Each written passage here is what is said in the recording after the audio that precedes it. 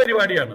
Reporter ചാനലിൽ ഒരു പെണ്ണുണ്ട്, ഈ ചുണ്ടത്ത് ചോപ്പ് വെച്ച് തേക്കും. വൃത്തികേടാണത്. ആകാം ഇതിപ്പോ എന്റെ ചുണ്ട് കറുത്തട്ടല്ലോ. ഹായ് ഫ്രണ്ട്സ്, എല്ലാവർക്കും നമ്മുടെ പുതിയൊരു വീഡിയോയിലേക്ക് സ്വാഗതം. കൃഷ്ണകുമാറും ദിയ കൃഷ്ണകുമാറും, അതാണ് നമ്മുടെ ഇന്നത്തെ വിഷയം. എല്ലാവരും അറിഞ്ഞാണുമായിരിക്കും, നമ്മുടെ ദിയ കൃഷ്ണകുമാറിൻ്റെ പേരിലും കൃഷ്ണകുമാറിൻ്റെ പേരിലും 9ഓളം കേസുകൾ ചാർജ് ചെയ്തിട്ടുണ്ട് എന്നൊക്കെയുള്ള. അതായത് തട്ടിക്കൊണ്ടുപോകൽ ശ്രമം, ഭീഷണിപ്പെടുത്തൽ, കള്ളക്കേസ് ചമയ്ക്കൽ, അങ്ങനെയൊക്കെ പറഞ്ഞിട്ട് 9ഓളം കേസുകൾ വന്നു എന്നാണ് നമ്മുടെ മറുനാടൻ ആ ചാനലിൽ നമുക്ക് മനസ്സിലാക്കാൻ സാധിച്ചത്. ഇപ്പം ഇതുമായി ബന്ധപ്പെട്ട് മറ്റൊരു ചാനലിൽ വന്ന, അതായത് ഒരു യൂട്യൂബ് ചാനലിൽ വന്ന ഒരു ചെറിയ ക്ലിപ്പിംഗ് നമുക്കൊന്ന് കേൾക്കാം. അതായത് ഇവരെ വിമർശിച്ചുകൊണ്ട് പറയുന്ന ഒരു വീഡിയോ. ഇതിൽ പറയുന്ന രസകരമായ സംഭവം എന്ന് പറഞ്ഞാൽ, ഈ മോഷ്ടിച്ച 3 സ്ത്രീകളുണ്ടല്ലോ, അവർ പരിശുദ്ധയും ദിയ കൃഷ്ണകുമാറും അവരുടെ ഫാമിലിയൊക്കെ മോശം എന്നാണ് നമുക്കിതിൽ നിന്ന് അയാൾ പറയുന്നതെന്ന് മനസ്സിലാക്കാൻ സാധിക്കുന്നത്. കണ്ടു കഴിഞ്ഞൊരു സന്യാസിയാണ്, പക്ഷെ വായിന്ന് വരുന്ന വർത്തമാനങ്ങൾ അത്രയ്ക്ക് നമുക്ക് ദഹിക്കുന്നതല്ല. എന്തായാലും നമുക്ക് ആ വീഡിയോ ഒന്ന് കണ്ടിട്ട് വരാം. കഴിഞ്ഞിട്ടില്ല എന്നുള്ളത് വേറെ സത്യം. സംഘപരിവാറിന്റെ സൈബർ ആക്രമണത്തിന്റെ മൂർച്ച ഇവരിലൂടെ നമ്മൾ കാര്യമറിയാതെയാണ്. ഇപ്പൊ കുറെ പെണ്ണുങ്ങളൊക്കെ വന്നിട്ടുണ്ട്, അയ്യോ ഒരു കട തുറക്കാനുള്ള ബുദ്ധിമുട്ട് എന്താണ്, ജോലി കിട്ടാൻ കഷ്ടപ്പെട്ട് നടക്കുന്ന ആളുകൾക്ക് അന്നം മുട്ടാതിരിക്കാൻ വേണ്ടി ജോലി കൊടുത്തപ്പോ ഇവരുടെ അന്നം മുട്ടിക്കാൻ ശ്രമിച്ചില്ലേ.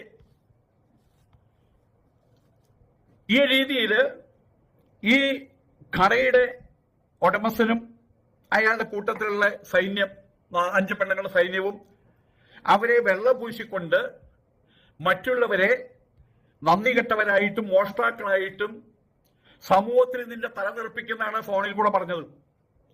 നിനക്ക് ഈ സമൂഹത്തെ എഴുന്നേറ്റ് നടക്കാൻ കഴിയില്ല, നട്ടല് നിവർത്തി നടക്കാൻ കഴിയില്ല, നിന്റെ മോന്ത അടിച്ചു പൊളിക്കുന്നൊക്കെയാ പറഞ്ഞു മര്യാദക്കാരുടെ ഓരോ പ്രസ്താവനകൾ കേട്ട് കഴിഞ്ഞാണല്ലോ നമുക്ക് കൈയില്ലാത്തവൻ കൈ എടുത്ത് വെച്ചടിക്കുന്ന രീതിയിലാണ് കേട്ടോ.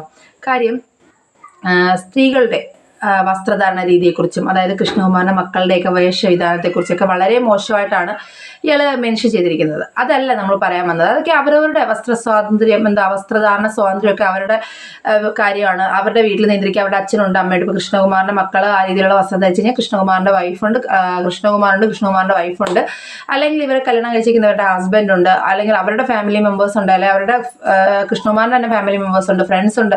അവർക്കൊക്കെ അവരെ നിയന്ത്രിക്കാനുള്ള അവകാശമുണ്ട്. ഇപ്പൊ പുറത്തുനിന്ന് ആർക്കും അഭിപ്രായം വരേണ്ട കാര്യമില്ല. അതുപോലെ തന്നെ വസ്ത്ര സ്വാതന്ത്ര്യം എന്ന് പറയുന്നത്, വസ്ത്രധാരണ സ്വാതന്ത്ര്യം എന്ന് പറയുന്നത് അവരവരുടെ ചോയ്സാണ്. അവർക്ക് ഇഷ്ടമുള്ള രീതിയിലുള്ള വസ്ത്രം ധരിക്കാനുള്ള ഓപ്ഷൻ ഉണ്ട്. അത് നമ്മൾ ഇന്നലെ ഹണി റോസിന്റെ വിഷയം വന്നപ്പോഴും ഒക്കെ പറഞ്ഞ കാര്യമാണ്. അതൊന്നും ഇവിടെ പറയുന്നില്ല. ഇവിടെ പറയാൻ വന്നത്, ഇയാൾ കൊടുത്തിരിക്കുന്നത് ദിയ കൃഷ്ണകുമാർ ജയിലിലായിരിക്കും ഡെലിവറി എന്നൊക്കെ പറഞ്ഞിട്ടാണ് പറയുന്നത്. ഇവിടെ ദിയ കൃഷ്ണകുമാറിന്റെ കടയിൽ നിന്നാണ് മോഷണം പോയിരിക്കുന്നത്. മോഷ്ടിച്ചവർ പരിശുദ്ധകള്, മോഷണം പോയവർ കുറ്റക്കാര്. അതാണ് ഇവിടുത്തെ കേസ് സംഭവം. അതുപോലെ തന്നെ ഈ ലിപ്സ്റ്റിക് ഇടുന്നതിന് ഇയാള് നമ്മുടെ ഒരു വളരെ വൾഗറായ രീതിയിലാണ് ഇയാള് പറഞ്ഞിരിക്കുന്നത്. നമുക്ക് ആ വീഡിയോയുടെ ആ ഭാഗം കൂടെ ഒന്ന് കണ്ടിട്ട് വരാം. പരിപാടിയാണ്. റിപ്പോർട്ടർ ചാനലിൽ ഒരു പെണ്ണുണ്ട്, ഈ ചുണ്ടത്ത് ചോപ്പ് വെച്ച് തേക്കും. വൃത്തികേടാണത്. ആകാം ഇതിപ്പോ എന്റെ ചുണ്ട് കറുത്തട്ടല്ലോ, ചോന്നിട്ടാണ്. ഞാനൊന്നും വെച്ച് തേച്ചിട്ടല്ല. പക്ഷെ ഈ ചുണ്ട് മാത്രം, ബാക്കിയെല്ലാം മലയാളിയുടെ പോലെ തന്നെ ബ്രൗൺ കളറ്, ചുണ്ട് മാത്രം ആരെ ചുണ്ടട്ടെ ഒരു അടി കൊടുത്ത ചുണ്ട് പൊട്ടിയിട്ട് ചോര വിളിക്കുന്ന പോലെ ചുണ്ട് ഇരിക്കുന്നുണ്ട്. സിംഹാനം കുരങ്ങുണ്ട് നമ്മളുടെ സൈഡിൽ മതിൽ പോയി കഴിഞ്ഞാൽ. സിംഹാനം കുരങ്ങന്റെ ഈ മുഖം കറുത്തട്ട, മലയാളിയാണല്ലോ, ശരീരം കറുത്തട്ട, പക്ഷെ അതിന്റെ മൂട് മാത്രം, അതിന്റെ ആസനദ്വാരത്തിന് ചുറ്റും മാത്രം ഇങ്ങനെ ചുവന്നിരിക്കുന്നത് കാണാം. ഇതുപോലെയാണ് ഈ പെണ്ണുങ്ങളൊക്കെ വെച്ച് തേച്ച് ഓരോന്ന് കാണിച്ചു നടക്കുന്ന അവരുടെ ഘട്ടത്തിലൂടെയാണ് കുടുംബം കടന്നു പോകുന്നത്. മക്കൾ സുരക്ഷിതരല്ല. എങ്ങനെ സുരക്ഷിതരാകും? അവരുടെ വേഷം കെട്ടലുകൾ, ഒരു ഉണ്ടക്കണ്ണുള്ളൊരു പെണ്ണുണ്ടല്ലോ, എന്തെല്ലാം വേഷ കെട്ടിയിട്ടുള്ളത്. മറക്കേണ്ട ഭാഗങ്ങൾ മുഴുവൻ വെളിച്ചത്ത് കാണിച്ച്, തൊട കാണിച്ച്, മാറിടം കാണിച്ച്, ഇതൊക്കെ നമ്മൾ കണ്ടതാണല്ലോ. എന്നിട്ട് പറയും ഞങ്ങൾ സംസ്കാര സമ്പന്നരാണ്. അക്കാര്യം പറയാതിരിക്കുകയാണ്. നിങ്ങൾക്ക് എങ്ങനെ തോന്നുന്നുണ്ട്? ഞാൻ പറഞ്ഞ ആ ഒരു സ്റ്റേറ്റ്മെന്റ് ശരിയല്ലേ? കൈ ഇല്ലാത്ത വ്യക്തികൾ കൈ വാടകയ്ക്ക് എടുത്തു വെച്ചിട്ട് ഇയാളെ അടിക്കും. ആ രീതിയിലല്ലേ ഇയാൾ പറഞ്ഞിരിക്കുന്നത്. ഇപ്പൊ ലിപ്സ്റ്റിക് ഇടുന്നതും വസ്ത്രധാരണവും ഒക്കെ ഓരോരോ സ്ത്രീകളുടെ അവരുടേതായ താല്പര്യമാണ്. അതിന് ഇയാൾ ഇങ്ങനെ പറയേണ്ട കാര്യമില്ല. അയാൾ എന്ത് കാണിക്കുന്നു? അയാളുടെ ചുണ്ട് ചുവപ്പാണെന്ന്. എല്ലാവരുടെ ചുണ്ടൊന്നും ചുവപ്പായിരിക്കണമെന്നില്ല. ചിലപ്പോൾ ചുവന്ന ചുണ്ടിൽ നടക്കണം എന്ന് ആഗ്രഹമുള്ളവരായിരിക്കും, അവർ ലിപ്സ്റ്റിക് ഇടും. അതൊക്കെ അവരുടെ ഇഷ്ടം. ഓക്കെ, ഇയാളുടെ വീഡിയോയുടെ ബാക്കി ഭാഗങ്ങൾ കണ്ടാണല്ലോ നമുക്ക് വളരെയധികമായിട്ട് ദേഷ്യം വരും, വളരെയധികം ബോറടിപ്പിക്കും. നമുക്ക് ഈ പറയുന്ന പോലെയാണ് കേട്ടോ, നമുക്ക് ഭയങ്കര ഇറിറ്റേറ്റഡ് ആവും. അതുകൊണ്ട് തന്നെ ഞാൻ അതിൻ്റെ ബാക്കി ക്ലിപ്പിംഗ് ഒന്നും ഇവിടെ ഉൾപ്പെടുത്തുന്നില്ല. ഓക്കെ, അപ്പോൾ നമുക്ക് കൃഷ്ണകുമാർ മീഡിയയോട് പറയുന്ന ചെറിയൊരു ഭാഗമുണ്ട്, നമുക്ക് അതൊന്ന് കേട്ടിട്ട് അത് കേൾക്കുമ്പോൾ നമുക്ക് കുറച്ചൊന്ന് ഡൈജസ്റ്റ് അല്ലാത്ത രീതിയിൽ തോന്നും കേട്ടോ. അതുകൊണ്ടാണ് എനിക്കത് അങ്ങോട്ട് ഡൈജസ്റ്റ് ആയില്ല. ഞാൻ ഈ വീഡിയോ ഒരൊറ്റ പാർട്ട് മാത്രമേ ചെയ്തുള്ളൂ കേട്ടോ. ഒരുപാട് റിയാക്ഷൻ വീഡിയോസ് ചെയ്യുന്ന ആളുകൾ ഒരുപാട് ഇതിനെക്കുറിച്ചുള്ള അപ്ഡേഷൻസ് ഓരോ ദിവസവും ഒരു ഡെയിലി തന്നെ 3-4 വീഡിയോസ് അപ്ഡേറ്റ് ചെയ്തിട്ടവരുണ്ട്. പക്ഷെ ഞാനത് ചെയ്തില്ല. എനിക്കതിനകത്ത് കുറച്ച് കൺഫ്യൂഷൻസ് ഉണ്ട്. കാര്യം അതുകൊണ്ടാണ് ചെയ്യാത്തത്. ആ വീഡിയോയുടെ ക്ലിപ്പിംഗ് കണ്ടതിന് ശേഷം നമുക്ക് ആ കൺഫ്യൂഷൻ എന്താണെന്ന് ഞാൻ പറയാം നിങ്ങളോട്. ഇവർ രാവിലെ വീട്ടിൽ വരുമ്പോഴത്തേക്ക് ഏകദേശം ഒരു 2-3 ലക്ഷം രൂപയായിട്ടാണ് ഇവർ വരുന്നത്. അതിനുശേഷം ഈ ഫോൺ വാങ്ങിച്ച് നോക്കുമ്പോഴാണ് ഇതിന്റെ വ്യാപ്തി പിടികിട്ടുന്നത്. അപ്പോൾ ഞങ്ങളുടെ സ്വാഭാവികമായിട്ട് അവിടെ ഒരു ആർക്കോൺ ബിൽഡേഴ്സിന്റെ ഓപ്പൺ ഏരിയയിൽ ഇരുന്നിരുന്നത്.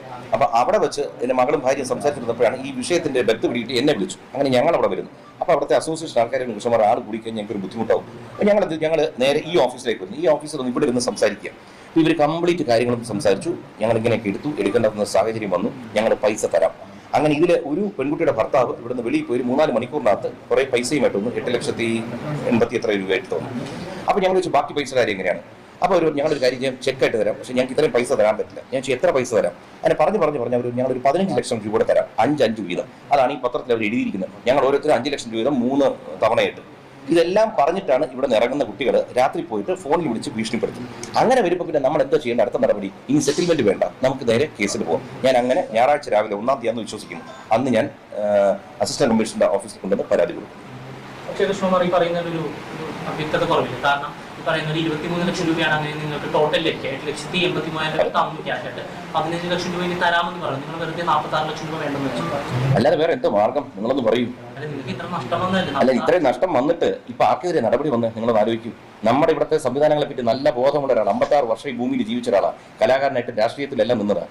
നിങ്ങൾക്ക് ആർക്കെങ്കിലും പണം പോയിട്ട് നമ്മൾ എന്തായാലും കാലത്ത് നോക്കുന്നത് പണം കിട്ടണമെങ്കിലുണ്ടല്ലോ 10-20 വർഷം പോകും. നമ്മൾ ആയസോടെ ജീവനോട് പോലും ഭൂമി കാണത്തില്ല. ഇതൊക്കെ നമ്മുടെ അനുഭവത്തിൽ വന്നു കഴിഞ്ഞു.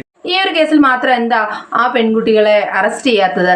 എന്തുകൊണ്ടാണ്? ഒരു കൗണ്ടർ കേസ് കിടക്കുന്നത് കൊണ്ടാണോ? എന്താണ് ഇതിനകത്തുള്ള ഒരു ഹിഡൻ ആയിട്ടുള്ള ഒരു അജണ്ട എന്താണെന്ന് മനസ്സിലാവുന്നത്. വൈഫിന്റെയും ഒരു വീഡിയോ ക്ലിപ്പ് ഉണ്ട്, നമുക്ക് അതിന്റെയും കുറച്ച് ഭാഗം ഒന്ന് കണ്ടിട്ട് വരാം. ഒക്കെ നമ്മളൊരു ഫോർമാലിറ്റിക്ക് എന്ന് വെച്ചിട്ട് ഒരു കംപ്ലൈന്റ് ചെയ്തിട്ടത് വളരെ നന്നായി അത് ചെയ്തത്. അല്ലെങ്കിൽ ഇവർക്കെതിരെ ഒരു കേസിന് പോകണം എന്നൊന്നും നമ്മൾ ആദ്യം ചിന്തിച്ചിരുന്നില്ല. ഇത്രയും വലിയ മനസ്സോടെ നമ്മളൊക്കെ ഇരിക്കുക, ഇത്രയും ബിഗ് എമൗണ്ട് കൊണ്ടുപോയി എന്നറിഞ്ഞിട്ടും അവരോട് ക്ഷമിക്കാനാണ്. എന്താണ് ഈ കേസ് ഇങ്ങനെ ഇഴഞ്ഞു നീങ്ങുന്നതെന്ന് അറിയില്ല. അത് മാത്രമല്ല, വാദിയാണ് ഇവിടെ പ്രതി. കാര്യം 69 ലക്ഷം രൂപ നഷ്ടപ്പെട്ട കൃഷ്ണകുമാറും ദിയ കൃഷ്ണകുമാറിന്റെ പേരിലാണ് കേസുകൾ ഫുള്ള് വന്നിരിക്കുന്നത്. ആ ഫാമിലിയാണ് ഇപ്പം ഒരുപാട് സംഘർഷങ്ങൾക്ക് ഒക്കെ നേരിടുന്നത്. ഒരുപാട് എല്ലാവരുടെയും കുത്തുവാക്കുകളും ടാക്സ് വെട്ടിപ്പ് അത് ഇതെന്നൊക്കെ പറഞ്ഞിട്ട് ഒരുപാട് എന്താ പറയുക, എയറിൽ നിന്ന് എയറിലോട്ട് പോയിക്കൊണ്ടിരിക്കുകയാണ് ആ ഫാമിലി. പക്ഷേ വെറും ഒരു പൂവെടുക്കുന്ന ലാഘവത്തോടെ 69 ലക്ഷം രൂപ മോഷ്ടിച്ച 3 സ്ത്രീകൾ അവർ നല്ല ഹാപ്പി ആയിട്ട് മുന്നോട്ട്. അതും ആസൂത്രിതമായ ഒരു കുറ്റകൃത്യം. QR കോഡ് മാറ്റുക, അവരുടെ QR കോഡ് വെക്കുക, അവരുടെ പേഴ്സണൽ നമ്പറിലേക്ക് പൈസകൾ അടിച്ചു മാറ്റിക്കൊണ്ടിരിക്കുക. ഇതിന് യാതൊരുവിധ കേസും ഇല്ല.